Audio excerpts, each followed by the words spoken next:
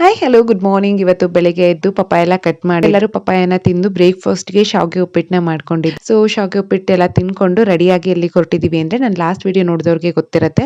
So ನನ್ನ cousin ನಮ್ಮ ಚಿಕ್ಕಪ್ಪನ ಮಗಳದು ರಿಸೆಪ್ಷನ್ ಕಂಬಿ ಗ್ರೂಟ ತರ A&A ಮಂಡ್ಯದಲ್ಲಿ ಇರೋದು ಅಂತ ಹೇಳಿದ್ದೆ ಅಲ್ವಾ. ಸೊ ಅಮ್ಮಂಗೆ ರೆಡಿ ಮಾಡಿ ನೆಕ್ಸ್ಟ್ ಮೋನುಗ್ ರೆಡಿ ಮಾಡಿದೆ.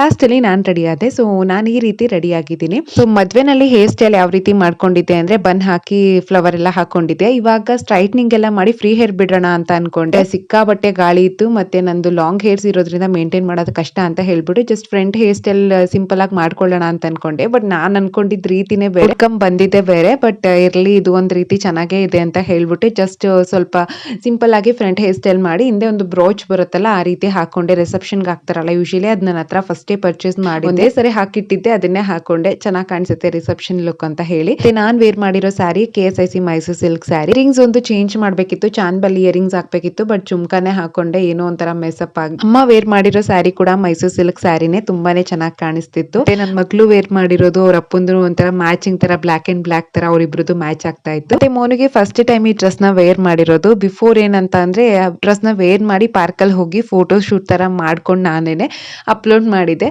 ಸೊ ಹೊರಗಡೆ ಹಾಕೊಂಡು ಹೋಗ್ತಾ ಇರೋದು ಇದೇ ಫಸ್ಟ್ ಟೈಮ್. ಅವಳು ಕೂಡ ಕ್ಯೂಟ್ ಆಗಿ ಕಾಣಿಸ್ತಾ ಇದ್ಲು. ಅವಳಿಗೂ ಮ್ಯಾಚಿಂಗ್ ಇಲ್ಲ ಆಕ್ಸೆಸರೀಸ್ ಪರ್ಚೇಸ್ ಮಾಡಿದೆ. ಬಟ್ ಅವಳಿಗೆ ಹೇರ್ ಗ್ರಿಪ್ ಸಿಗದೆ ಇರೋದ್ರಿಂದ ಅದು ಹೇರ್ ಆಕ್ಸೆಸರಿ ಹಾಕಕ್ ಆಗ್ಲಿಲ್ಲ.